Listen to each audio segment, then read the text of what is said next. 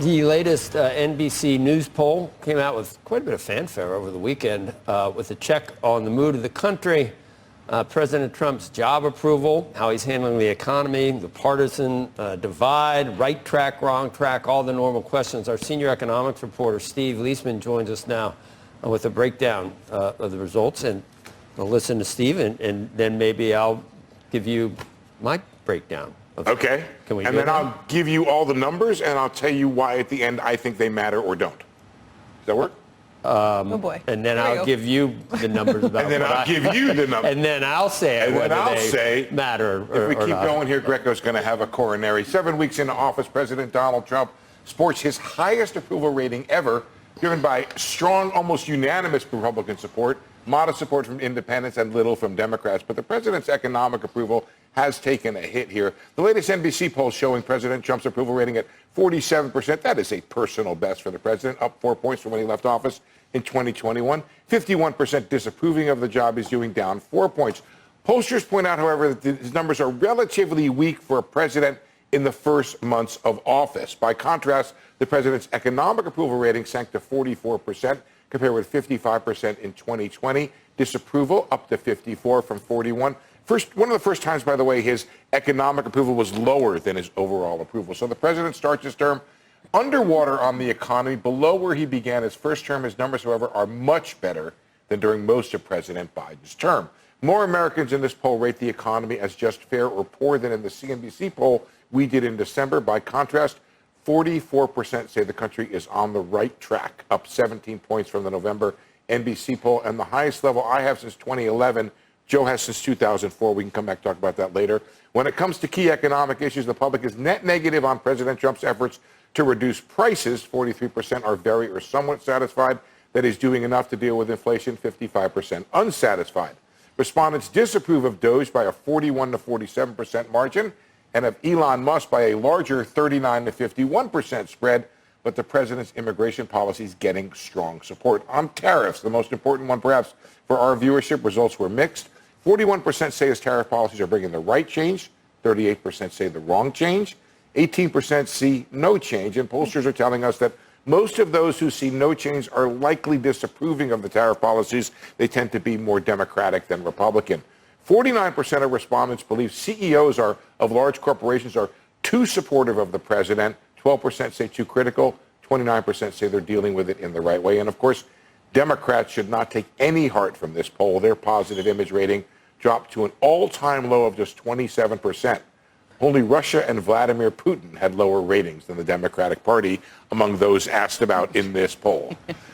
It was much lower on Putin and Russia, but I'll tell you why I think this matters or not for our viewers, investors out there.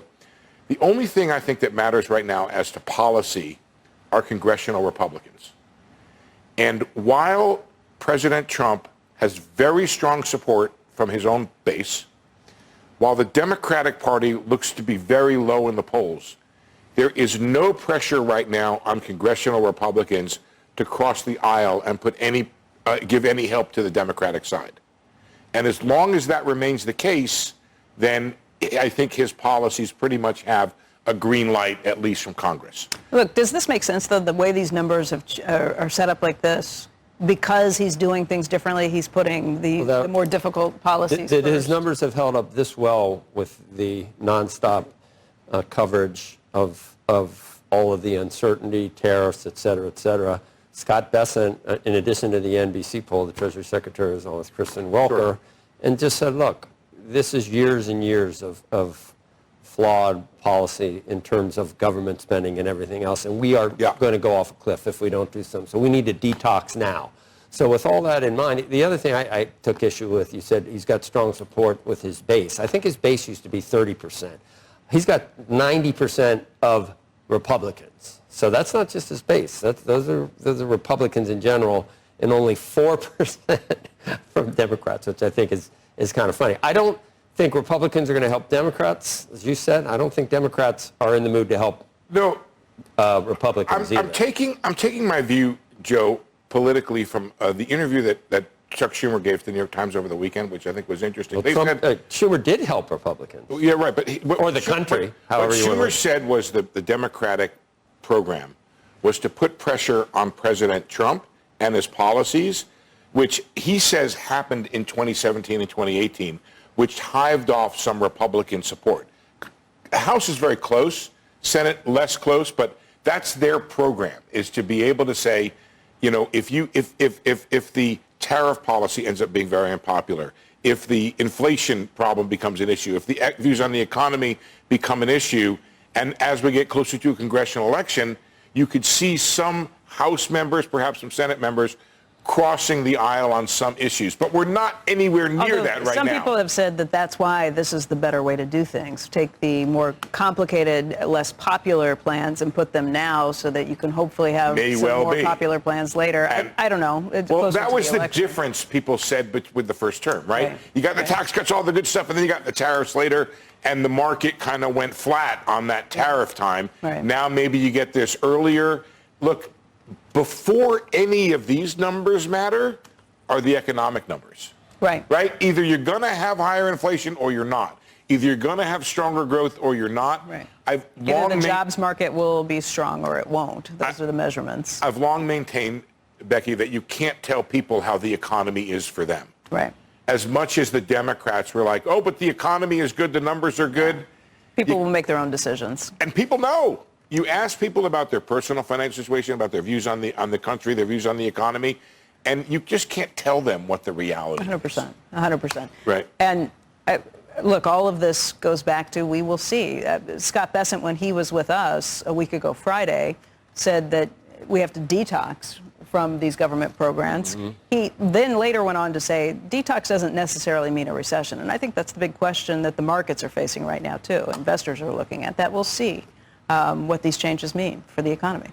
I was at the saltwater fishing show yesterday, and I spent the time talking to all of the the guys who do the fishing reels.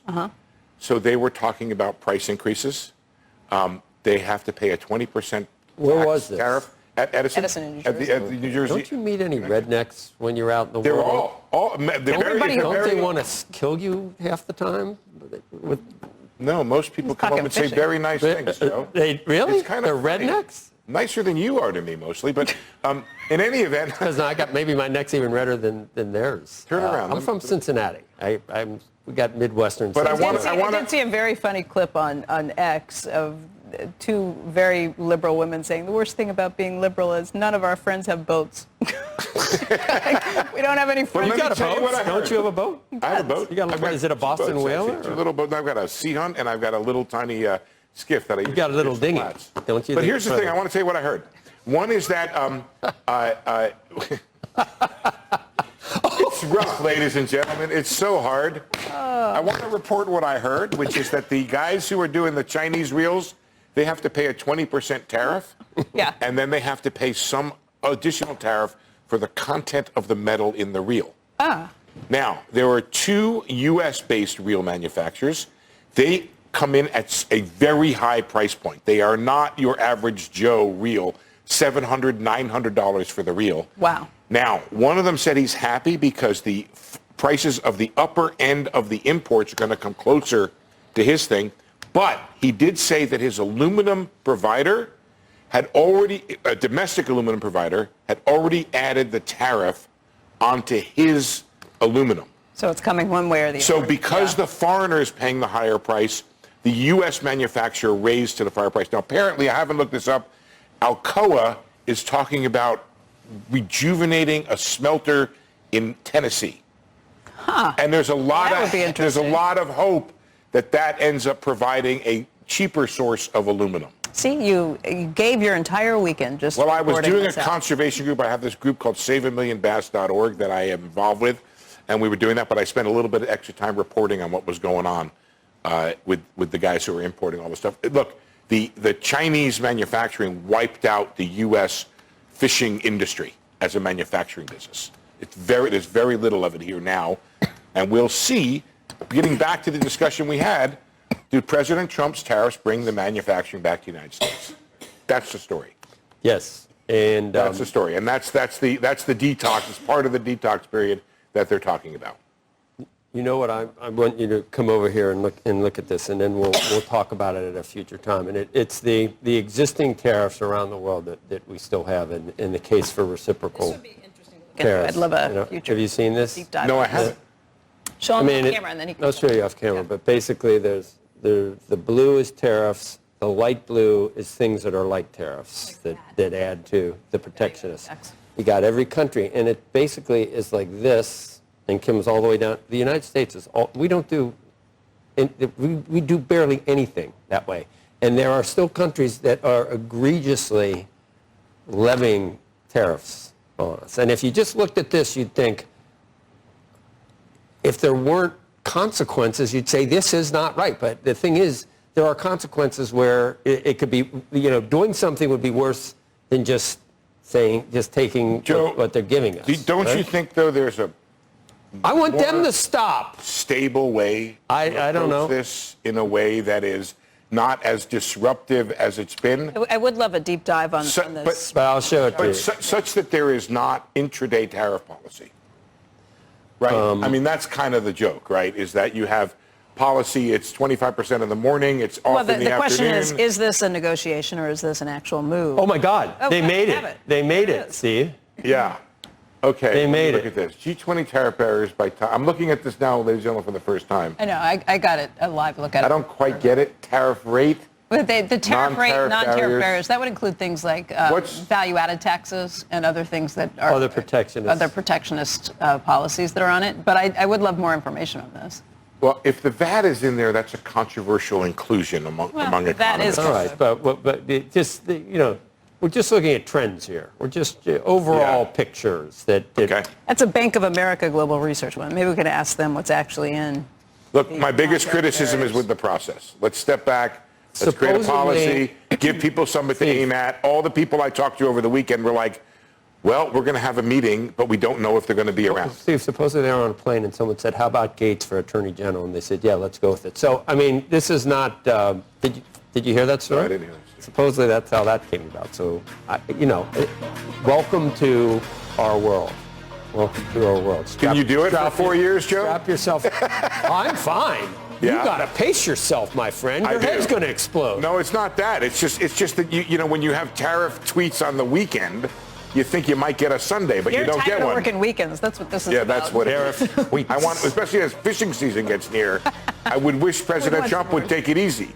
So if you're out if you're down on the Gulf Coast fishing with those rednecks, they're like, Steve, come on over. It's no problem. Joe, there's no question. Because you know what matters? People are always nice to me, too. Who are they mean to? What matters is catching fish. Yeah. We're all united in the same purpose.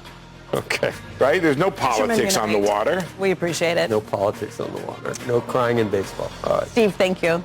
It was a pleasure, I think. When we come back, Canada's consumers striking back against U.S. tariff threats. We're going to talk to former U.S. Trade Representative Ron Kirk about what this could mean for future trade relations. Right now, though, as we head to a break.